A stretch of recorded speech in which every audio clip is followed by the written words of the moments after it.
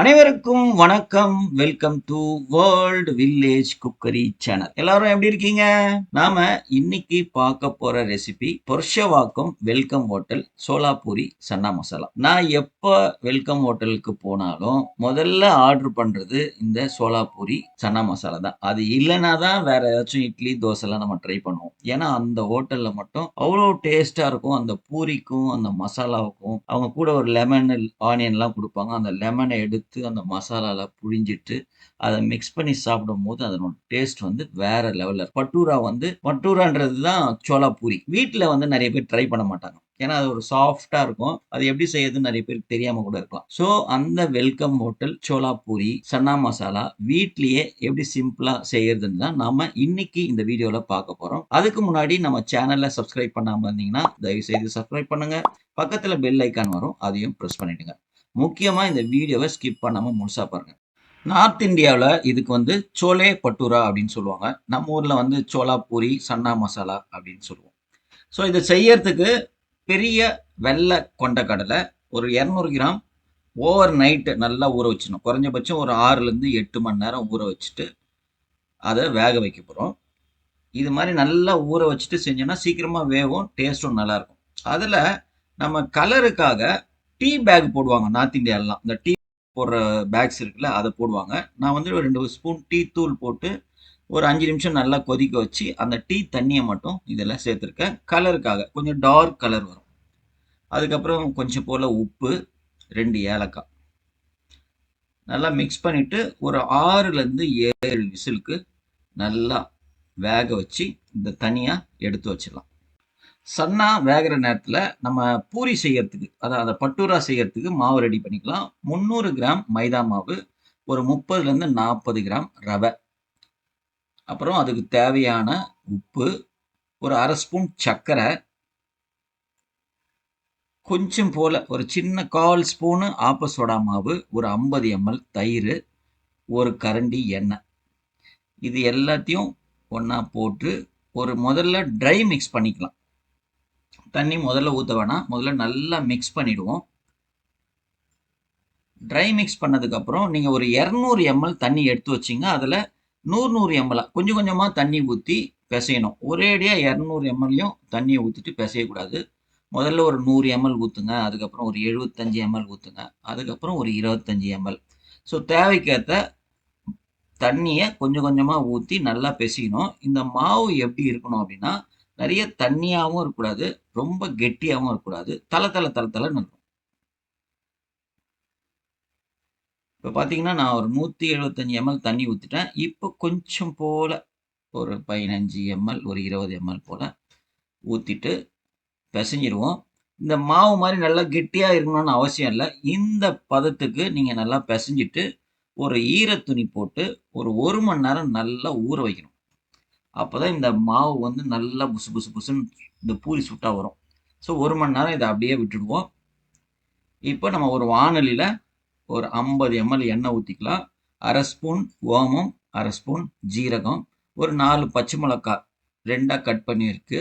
அதுக்கப்புறம் 2 பெரிய சைஸு வெங்காயம் பொடியாக கட் பண்ணி இது எல்லாத்தையும் போட்டுட்டு நல்லா வதக்கணும்.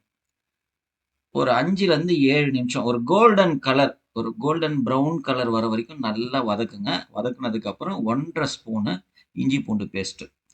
இஞ்சி பூண்டு பேஸ்ட்டு பச்சை வாசனை போகிற வரைக்கும் ஒரு 2 நிமிஷத்துக்கு நல்லா வதக்குங்க. வதக்குனதுக்கப்புறம் ஒரு 150 கிராம் தக்காளி, ஒரு 3 தக்காளி மீடியம் சைஸ், அதை வந்து நான் மிக்சியில் போட்டு அரைச்சி வச்சுருக்கேன். அதையும் இதோட சேர்த்துட்டு இதுக்கு தேவையான உப்பு போட்டுட்டு இன்னும் ஒரு 3லேருந்து 4 நிமிஷம் நல்லா வதக்கிக்கலாம். ஸோ வெங்காயம், தக்காளி, இஞ்சி பூண்டு பேஸ்ட்டு நல்லா வதங்கினதுக்கப்புறம் 1/2 ஸ்பூன் மஞ்சத்தூள், 1 ஸ்பூன் தாராளமாக ஒரு குழம்பு மிளகாத்தூள், 1/2 ஸ்பூனு கரம் மசாலா தூள். இதை இப்போ வந்து நல்லா மிக்ஸ் பண்ணிவிட்டு சிம்மில் வச்சுடுங்க. இந்த மசாலாலாம் லேசாக வேகட்டும். இப்போ நம்ம வேக வச்சுருக்கோம்ல, அந்த சன்னாவை ஓப்பன் பண்ணி பார்த்துடலாம்.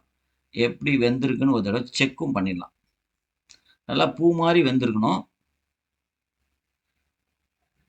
இப்போ இந்த சன்னாவை நம்ம என்ன பண்ண போகிறோம்னா, அந்த தண்ணியை முதல்ல வடிகட்டணும். அது கீழே ஊற்றிடக்கூடாது. இந்த தண்ணி நம்ம வந்து கிரேவியில் போட போகிறோம். அதுலேருந்து சும்மா ஒரு 1/4 பங்கு சன்னாவ அப்படி முழுசா அப்படியே எடுத்து வச்சுக்கலாம் தனியா. மீதி இருக்கிற சன்னாவ இந்த மேஷர் வச்சு லேசா கொஞ்சமா மேஷ் பண்ணி விடணும். ஒண்ணும் பாதியுமா தான் இருக்கும். கடலை வந்து ஒரு 3/4வாசி முழுசா இருக்கணும். கொஞ்சம் மட்டும் அப்படியே பாதி பாதியா இருந்து, இது மாரி மேஷ் பண்ணி விட்டீங்கன்னா, இந்த குழம்பு வந்து திக்னஸா இருக்கும்.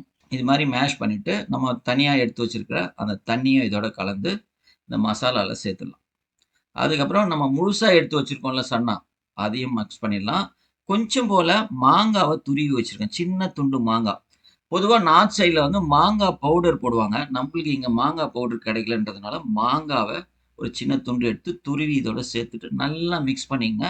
மூடிட்டு ஒரு 10 நிமிஷம் மெதுவா அது வேகட்டும். அது வேகுற நேரத்துல ஒரு தாளிப்பு பான்ல கொஞ்சம் போல வெண்ணெய் போட்டு, ஒரு 1/2 ஸ்பூன் மஞ்சத்தூளு, ஒரு 1/4 ஸ்பூன் குழம்பு மிளகாத்தூள் போட்டுருங்க.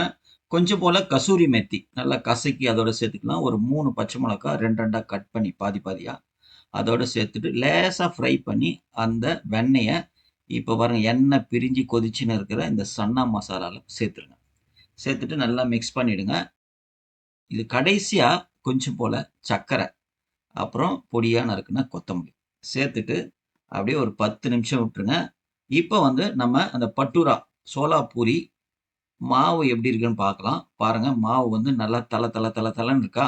இத வந்து நீங்க எடுத்து பாருங்க. உங்களால திரட்ட முடியுதா? அப்படி இல்லன்னா, கொஞ்சம் போல நீங்க மைதா கூட கொஞ்சம் சேர்த்து அத ஒரு சரி பண்ணிக்கலாம். திரட்டுற அளவுக்கு. ஆனா, நல்லா சாஃப்ட்டா தள தளன்னு இப்ப இருக்கும் மாவு. இப்போ இப்போ நம்ம வீட்ல செய்யறதுனால சின்ன சின்ன பூரியா நம்ம செய்றோம். ஹோட்டல்லனா பெரிய வாணலில பெருசா திரட்டி, அப்படியே தூக்கி தூக்கி போட்டு பெரிய சோளா பூரியா குடுப்பாங்க.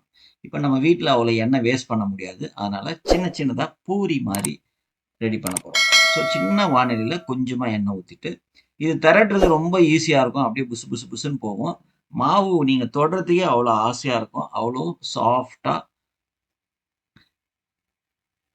சூப்பரா இருக்கும். இப்போ நம்ம ஒரு திரட்டிட்டு, வாணலில நல்ல எண்ணெய் சூடா இருக்கும்போது, இது மாரி போட்டு ஒரு அழுத்து அழுத்துனீங்கன்னா, அப்படியே பூ மாரி அப்படியே பொங்கி வரும். சர சர சர சரன்னு அவ்வளோதான்.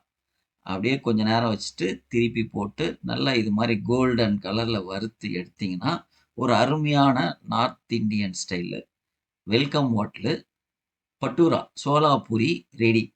இத நீங்க பெருசா நெறைய எண்ணெய் ஊத்தி பெருசா கூட சுடலாம். இதே மாரி நல்லா புசு புசுன்னு பெருசா வரும்.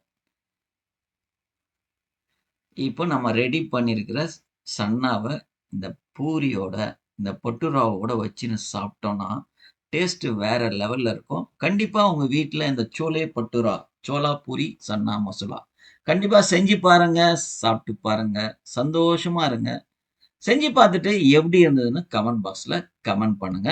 கண்டிப்பா உங்க வீட்ல இருக்கிற எல்லாருக்கும் இந்த வித்தியாசமான சோளா பூரிய வீட்ல செஞ்சு குடுத்தீங்கன்னா, எல்லாம் ரொம்ப விரும்பி சாப்பிடுவாங்க. இந்த வீடியோ உங்களுக்கு புடிச்சிருந்ததுன்னா, ஒரு லைக்க ஒண்ணு போடுங்க. உங்க நண்பர்களுக்கும், உறவினர்களுக்கும் இந்த வீடியோவ ஷேர் பண்ணுங்க. முக்கியமா நம்ம சேனல சப்ஸ்கிரைப் பண்ணாம இருந்தீங்கன்னா, தயவு செய்து சப்ஸ்கிரைப் பண்ணுங்க. பக்கத்துல பெல் ஐகான் வரும். அதையும் பிரஸ் பண்ணுங்க. மீண்டும் அடுத்த வீடியோல பார்க்கலாம். நன்றி. வணக்கம். பபாய்.